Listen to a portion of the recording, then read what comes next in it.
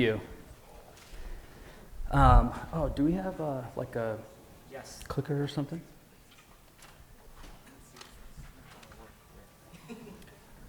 I'm grateful to be here. This is a really cool experience for me. A terrifying one, but a cool one. This is definitely not my forte, speaking in front of large groups, but I'm going to do my best. Did he run and grab one? Yeah. Okay. Well, then I'll just manually advance. This was like my absolute favorite class. I did not attend BYU. I attended UVU, but we'll get into that a little bit more. But yeah, my entrepreneurship class was my absolute favorite class. It was the one I looked forward to the most, where we could be creative and come up with fun ideas and solutions, and learned a lot through that. So I'll just jump into a little bit of background. So my wife and I, as Jeff said, we co-founded. Did this turn off?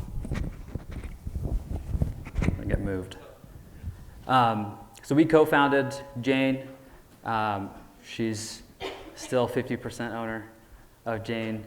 And we originally had a couple of, I'll get into that later. We'll jump into family stuff, just basic background stuff. Her and I met here in Provo. She was going to BYU, and I was going to UVU, back then UVSC. And we have 4 kids, 2 daughters, Savannah and Ivy. Savannah is almost 15, and Ivy's 3.5. And my 2 boys, Berkeley and Maddox. Berkeley just turned 12, and Maddox is 9. So a little bit on my background. I grew up mostly in Southern California, some in Washington State, went to high school in Washington State and Vancouver.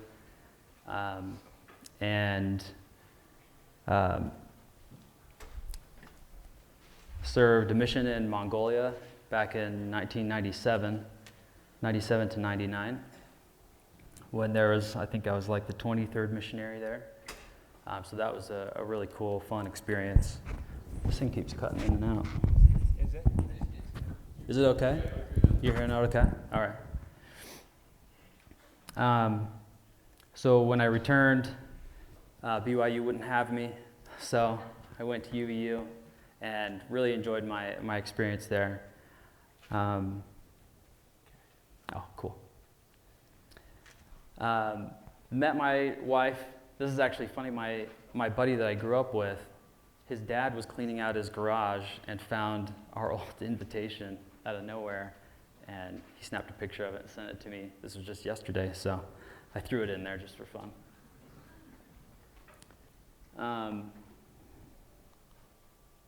Did it work? It doesn't look like it. Oh, there went. Yes. Oh, is it gone? Okay. I'm going to move this over here so I can see my notes a little better. Is that cool? So career didn't go quite as planned.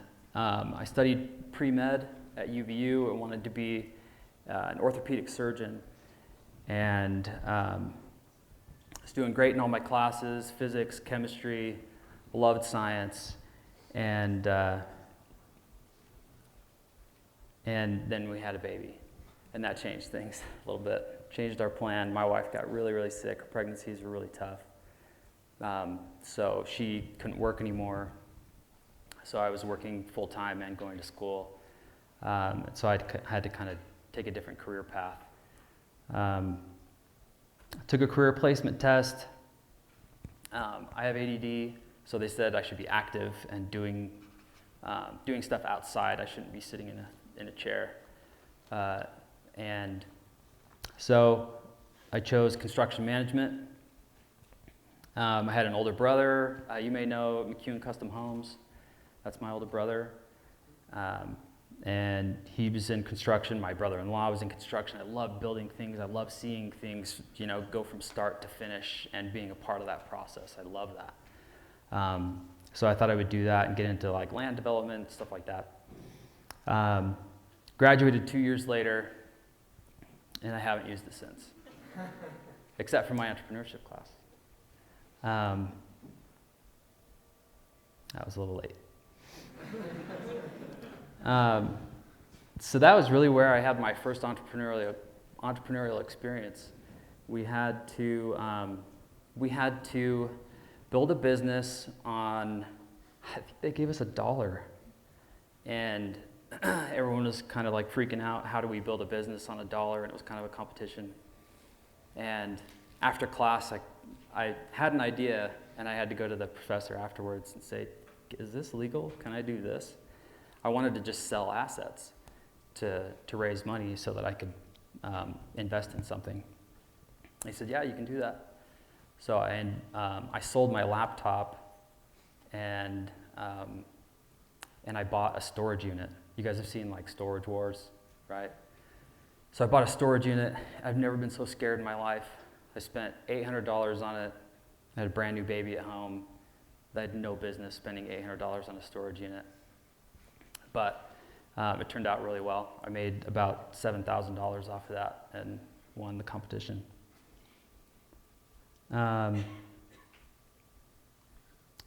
So kind of getting into more like career path stuff and how I got to where we started Jane. Again, like I said before, my passion has always been in building things. Seeing something from start to finish, creating this idea and seeing it through. So early on in my career, I was working in customer support, supporting a web builder product, which back in that day was awful. It was garbage. Very, very kludgy experience that difficult to use. Took a lot of time to build anything worthwhile, and even then, it made it extremely difficult. I was uncomfortable with the limitations of the website builder, so I started coming up with ideas and pitching them to our developers. But of course, none of them would get prioritized. The business really cared mostly about just getting customers on the platform, getting recurring revenue, and who really cared if they built anything with it that could be remotely successful. So then I started actually designing the UIs and the whole entire user experience. And I would hand that off to the developers, and they would build it, and what I would get back from it was nothing like what I had told them to build. So out of frustration, I'm skipping ahead, I'm not keeping up with my stuff. I started learning HTML and CSS and then later JavaScript. Asked my boss if I could just learn on the job and learn at home. And he was gracious enough to let me learn on the job too, and actually build the UIs and then hand them off to them so they could wire them up. And it turned out to be a really good setup. So that's kind of how I started getting into coding, just coding at night, weekends, nights, doing side projects for neighbors, building all kinds of random websites, trying to copy websites. That was kind of my first practice, was taking a website, and then it was like a challenge. Can I copy that website without looking at the code? So I had a lot of fun doing it. I was really passionate about it. Every new line I wrote was like super exciting, refreshing the browser and seeing what new piece I'd built. So my next slide gets into how we started Jane. So Jane was kind of born out of necessity, I guess. I had lost my job and had 3 kids at the time, a mortgage. Luckily at that point we had paid off all of our cars and we had a little bit in savings. And the company I was working for, they got shut down by the FTC for being they did a joint venture with a company that was bad news, so they got roped into that. So the other developer and designer and I decided that we'd start our own development company. We loved working together. We loved, our designer was super talented, and our back-end developer was really great. We just meshed really well. And so we thought, yeah, this makes sense. Let's go for it. So we're in my basement, unfinished basement. It's like February. It's freezing cold down there, space heaters and blankets. And we work on little side projects or projects for clients. I am naturally very introverted, so it was a little tough for us to find clients. It was kind of just pulling from people that we knew. And when we'd have lulls, we'd work on our own projects. And we had about a 2-week gap, and we decided let's fill that with a new idea. We had worked on a couple other things that were generating a tiny bit of revenue, not much. And this idea, came along from one of my partner's cousins. And they knew of another business that was doing this. But the owner was not running it in a way where their sellers were happy, where the customers were happy. They would fight people on refunds over $5, and really just focused on the money and not really building the business and building an experience for customers. So we said, yeah, we can do that, and we can do it better. So it took us 2 weeks until, I'm like standing right in front of the screen. Where do people usually stand?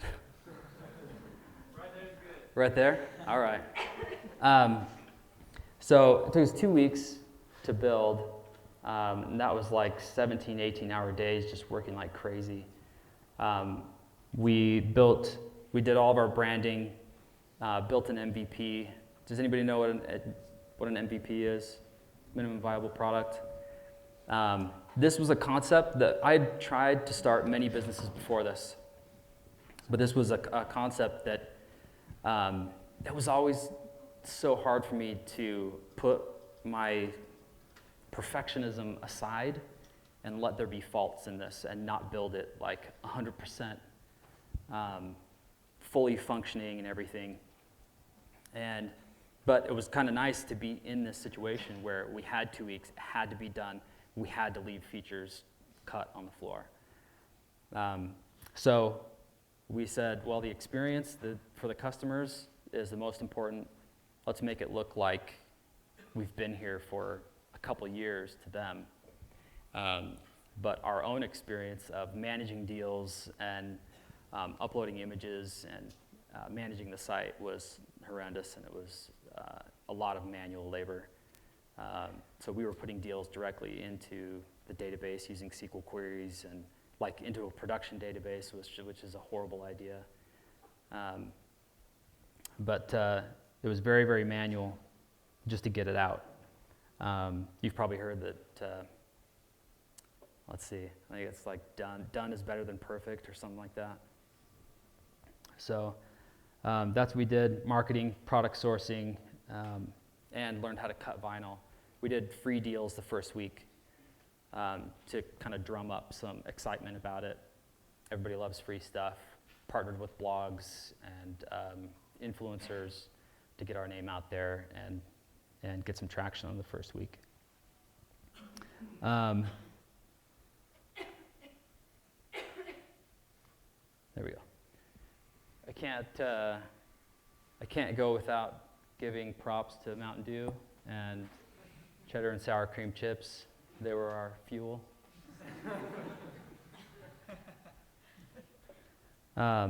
So originally we were called Very Jane, and it's crazy because our designer designed this in like 15 minutes. Threw the dots on the top, and I was like, yeah, that's pretty decent. Let's do that. The name came from a nursery rhyme called Jane Had a Bag and a Mouse Was in It. Nobody in this room has ever heard of that. Has anybody in this room ever heard of that nursery rhyme? Okay. I have yet to know anybody that's heard of that. But at the time, a lot of these girly sites were were named after a bunch of nursery rhymes. So we kind of went on the hunt. And I ended up liking the name Jane, because it could be a name that could describe any and every woman. Plain Jane, right? You could see a girl walking down the street, and in fact, in Mongolia, they did this, where they would say, yeah, I saw this boggy, and they would name that person. It was just a generic name for somebody they didn't know. So that's kind of why I liked Jane, but of course, Jane.com wasn't available. So put it in a word randomizer that put a whole bunch of words in front and behind it, and Very Jane stood out. We added it to a list of a whole bunch of names, sent it out to a bunch of girls, and this was the winner. So, yeah, and that was our original logo. This was the original site. Back then, we thought it was awesome. Now you can see that it's very dated. But, and I think that's actually, no, that's not my daughter. But my daughter was on the front page, the sign-up page of our site for like 2 years.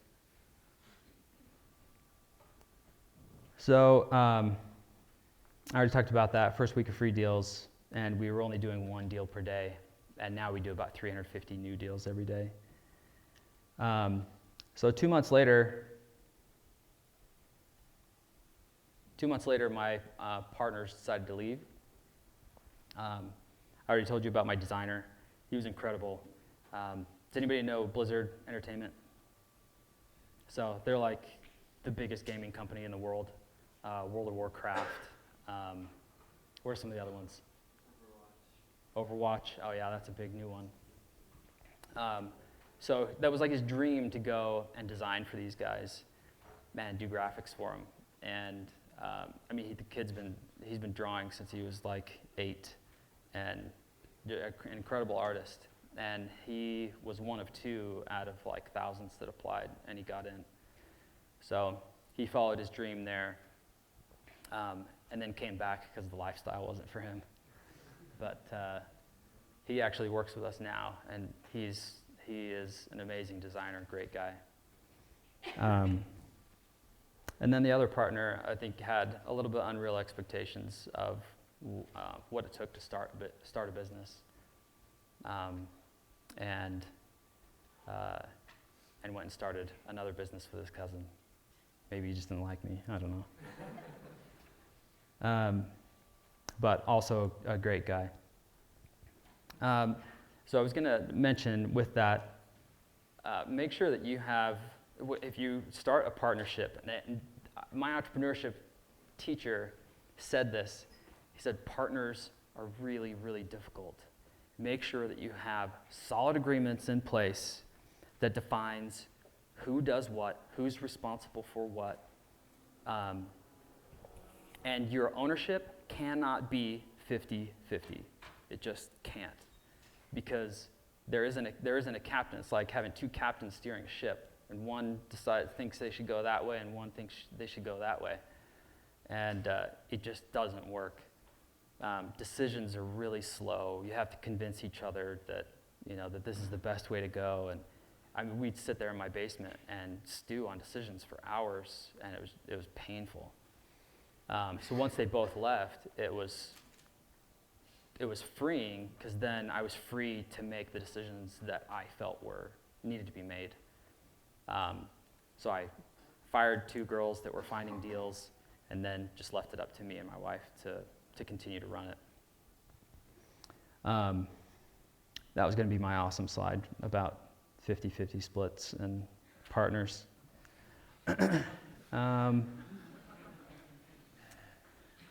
Yeah, it's trouble. It's hard. Well, one of my notes says, no matter how good friends you think you are, business changes people, when money is on the line, especially.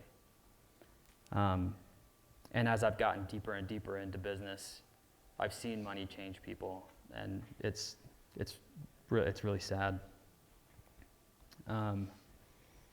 So we weren't making a lot of money, so I decided to just get a job and do this at nights. So I worked for a year for the church doing front-end development.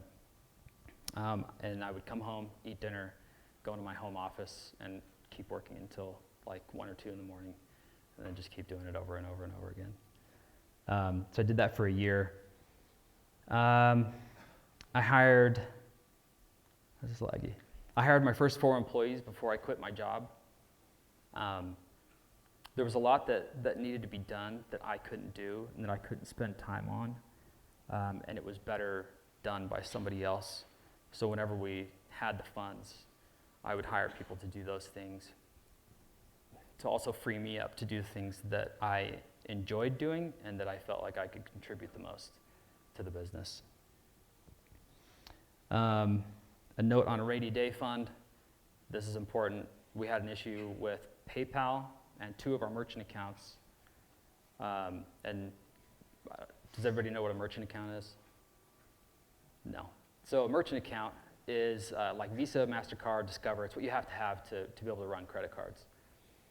They're difficult to get, especially starting out. They give you, you can run like $10,000 through it. And it's like, big whoop. We're going to, we would blow through our minimums really quickly. And we had 1 month where we doubled our revenue. And PayPal and both of our merchant accounts freaked out, thought we were doing something shady, and just completely shut us down. I shouldn't say completely. They were generous enough to say, well, we'll still let you collect money. We're just not going to give it to you. So thanks, PayPal and our other merchant accounts. But we had to pay sellers, and I had to get a merchant account up and running as fast as possible. My buddy Dave at CMS down here on University, he hooked me up. We hooked it up the next day, switched it over so money was coming to an account that we could actually pull from. And then our rainy day fund, we had about $60,000 in there. This was about a year and a half into it, that we used to pay our sellers. Our customers never knew any different, and our sellers never knew any different.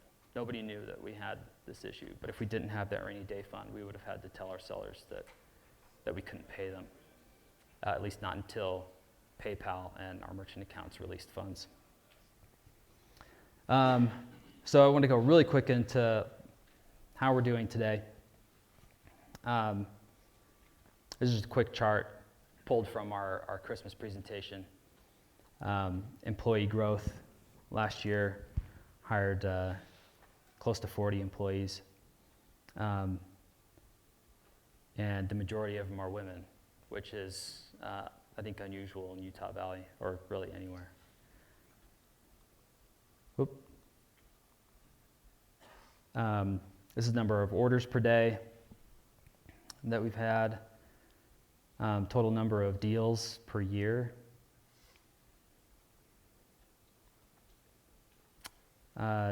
Deals per day that we ran, these are averages. Number of orders per year.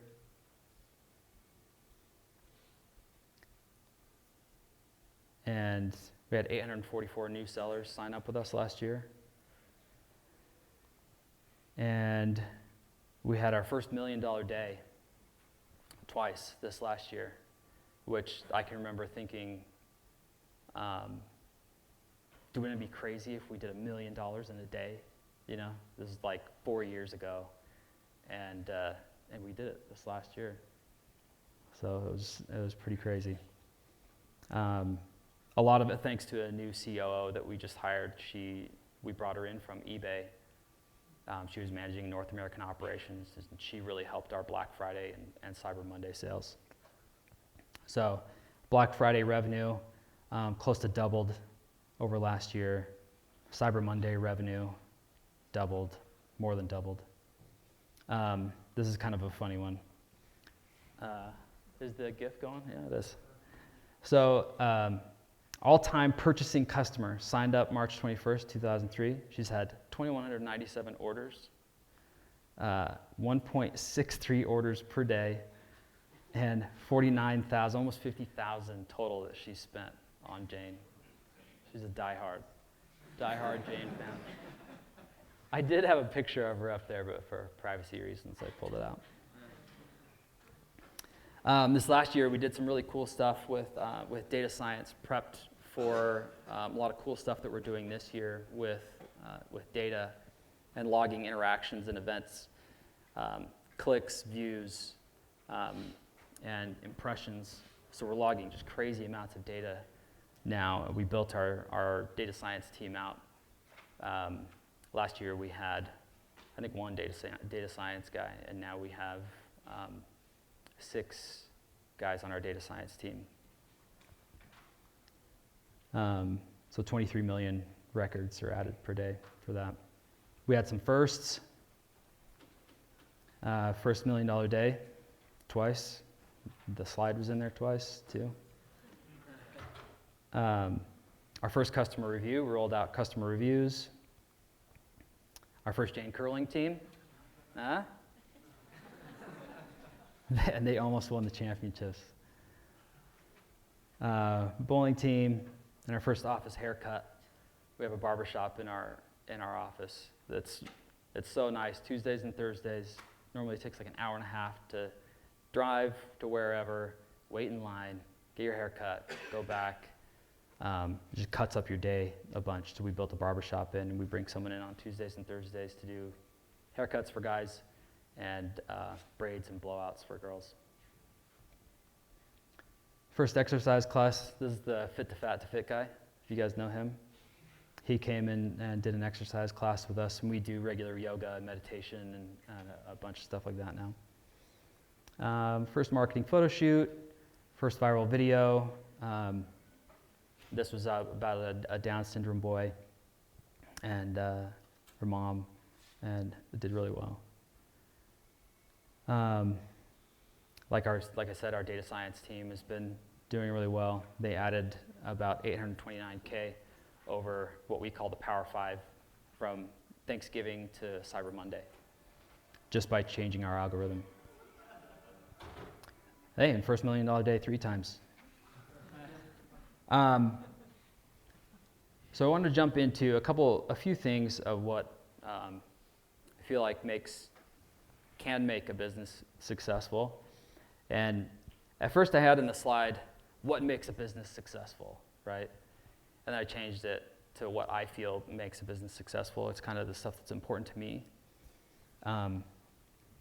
Because there are so many different things that could make a business successful, and I just hit on a few that I thought of. Execution, to me, is really important.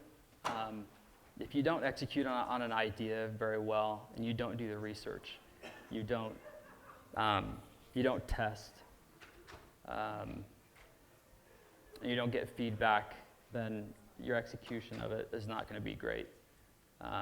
And also making sure that you have people that really, really care about how your product is built or service or whatever, to make sure that they're providing an exceptional experience. This was a big differentiator between our local competitor, who does about 1/10 of the business that we do now. And so that's a really important one to me. The other one is hiring great people. I joined a networking group because an investor that I was talking to, my first investor experience, flew to San Francisco. I was all excited that an investor was interested in me, or interested in Jane. And when we got done with the meeting, I asked him, what advice would you give me, new CEO, entrepreneur, what should I be doing right now? And he said, you need to develop your network. You need to talk to people, find people that have been down these paths already,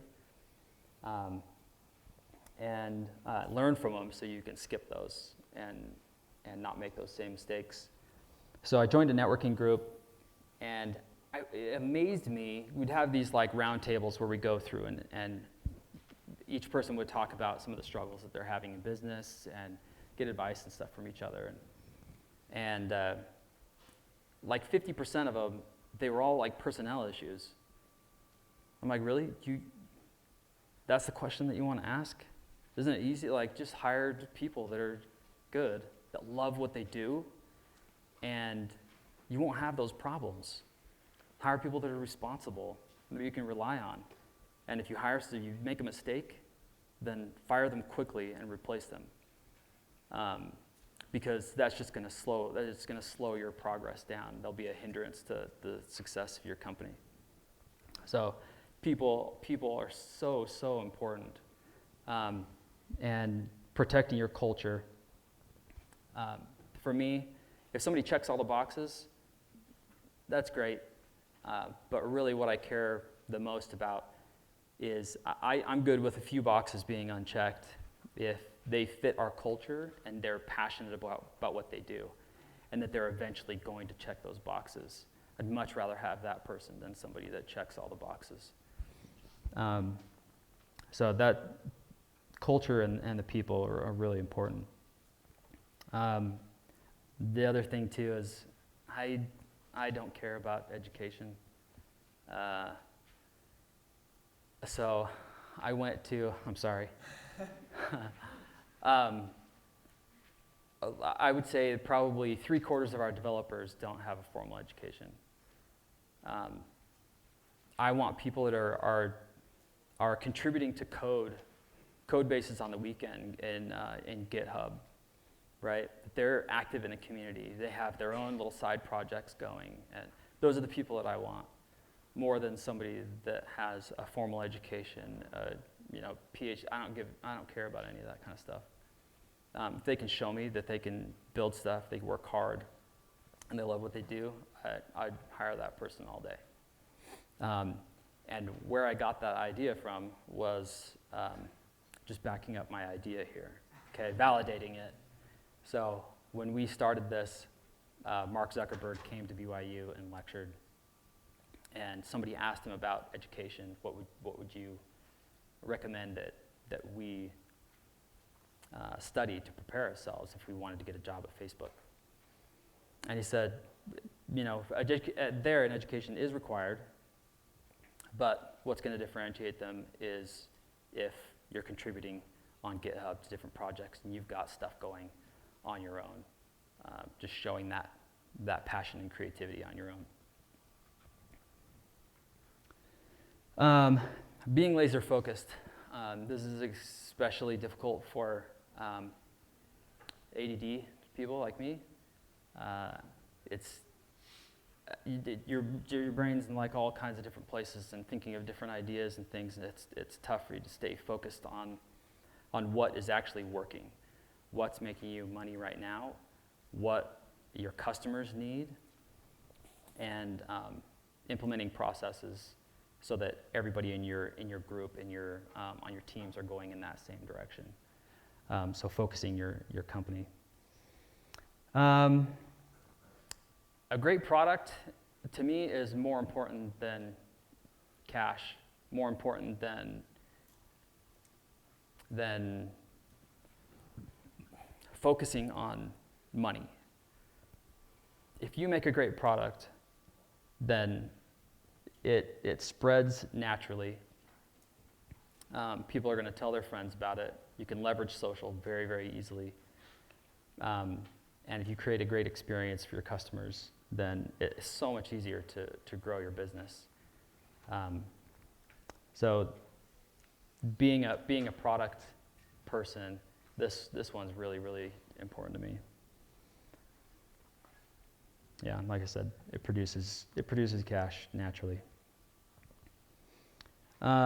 Customer experience, again, this can kind of make or break. This is where our business was actually founded on. This is how we had an edge over somebody else that already had this idea, was just making sure that customers were taken care of. Instead of fighting with them on refunds, I would look them up when I was doing customer service and see if this was their first purchase. If it was, then I'd send them another $10 through PayPal, which it's not guaranteed that they're using that cash on Jane, but I would just say in good faith, hey, I'm so sorry your experience wasn't a good one on your first. Please give us another chance. Here's $10. And here's a refund, and here's another $10 on PayPal. I hope that you'll come back and use it with us. And just things like that surprise, we call it, I think it's from a book, but surprise and delight your customers. And luck, for sure. Luck has a lot to do with it. There's a lot to do with timing, and there's a lot there. So this question I get all the time: what would you attribute your growth to? There's no way I could narrow it down to like even 10 things. What I attribute growth to is listening, watching, tweaking, just tiny little things, just tiny little dials, all the way, just staying consistent in that. I couldn't say that there's any one decision that I made that just, it was a make or break kind of decision. So to me, it's tweaking a lot of things, new features and ideas along the way, testing them, but being more strategic that way. This is a good book if you haven't read this on scaling and growing. We don't have investors, which is pretty unusual in these days. We've had a lot of offers from a lot of big private equity firms and growth equity firms. But where it's tough to find the right one that you can align with, that's not just there for money, not just there for a monetary investment.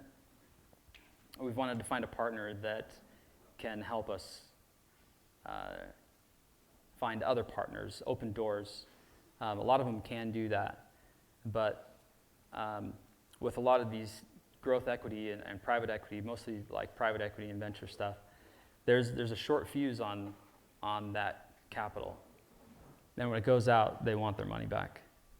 So at that point, then you're put into a situation where you need to either sell, raise more, so that you can buy them out. And it creates a lot of complications there where, for me, I want to be more long-term, looking a lot further into the future, and taking on an investor, I felt would inhibit that. The other thing too is I feel like we would start making some weird decisions based on money and not what we feel our customers need and want. Having that outside pressure, basically hiring a boss that is going to want certain things. They're going to want to see certain numbers go up because it increases the value of their investment, but not necessarily making the experience better. Maybe you guys saw our billboard. Did you see our billboard about investors? No.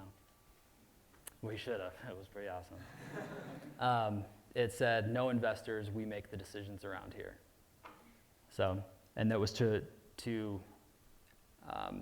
establish that we don't have investors, but also developers like that decisions are being made because not because of investors and because of monetary reasons, but for like legit reasons that would help our customers. How much time do I have? A few more minutes. Okay, I'll just blaze through these really quick. So I just want to go through like quick tips to prepare yourself. This is something that I really believe in, working for others. I won't even employ my kids, I don't think, because I feel like I got so much good experience working for other people and having to deal with crappy bosses and good bosses that I learned a lot from. And I think that experience is invaluable. One example is I had a boss that even when we were at like close to 200 employees, they didn't offer health insurance because they said it was too expensive. And to me, it was like, that doesn't even make sense. Why 200 employees? To me, that's like irresponsible. So I tried my hardest to try and not do that and not be thinking about the profit at the end of the day and making sure, and just saying this is a part of doing business, is providing these, benefits to your employees. So we implemented that at about 10 employees, about a year and a half in. Be passionate. Again, the Mark Zuckerberg thing. Be passionate about what you do. Be patient. A lot of new entrepreneurs, they like, I don't know, it's like being a little brother and having a bunch of family ahead of you, and you like see them in a house and all that, so you want all that stuff now or whatever. But a lot of these companies take forever to build. We did about 110 million in revenue this last year, but it's taken us 5.5 years to get there. So an example is Pokemon Go. This felt like an overnight sensation, but it started way earlier than that. First of all, Pokemon will never die. I don't know why, but like every 2 years, my kids dust off their Pokemon cards, and that's all they want for their birthdays and stuff. It just doesn't make sense. So it started as a game called Ingress by a company called Niantic, started by John Hank. It was acquired back in 2004.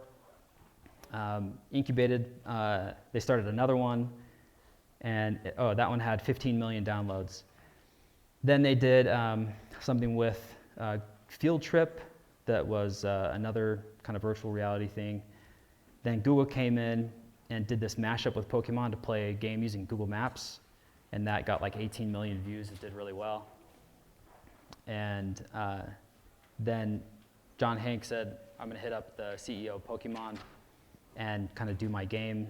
I guess the CEO of Pokemon was a big Ingress player, and this guy can tell you how to level from 8 to 16 on Ingress. Built V2 of Ingress for Pokemon Go, launched in July, and had 500 million downloads. So all these ideas started like back in 2004, when to us it feels like, overnight. I'll just blow through these. Lean into discomfort. This is really important to me. Comfort breeds complacency. That's why they call it comfort food. There's nothing good about it. Surround yourself with diverse thinkers. Differentiation requires it. Be vulnerable. You have to evolve as a person, or your business will outgrow you. You'll be required to do hard things on a regular basis. This book is awesome, Hard Thing About Hard Things. You should read it. This one is really important to me, and wanted to end off with it, that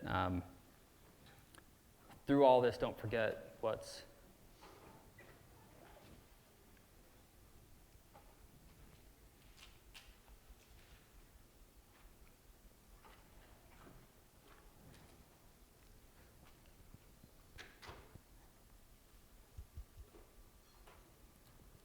most important.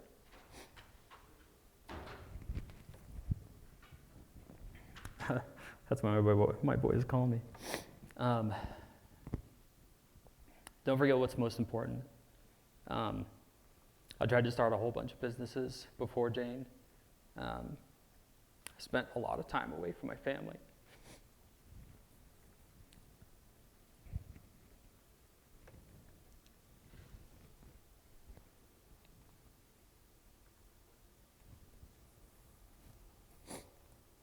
I'm sorry. And had to reestablish relationships, especially with my 12-year-old daughter, and more than that, my wife. Putting them on the back burner and prioritizing this over them constantly, it did a lot of damage. A lot of damage that we've worked through. And it's been tough, and looking back on it, I wish I would have been a little bit more balanced and a little bit more smarter, a little bit more focused, used my time more wisely. But that's family's number one.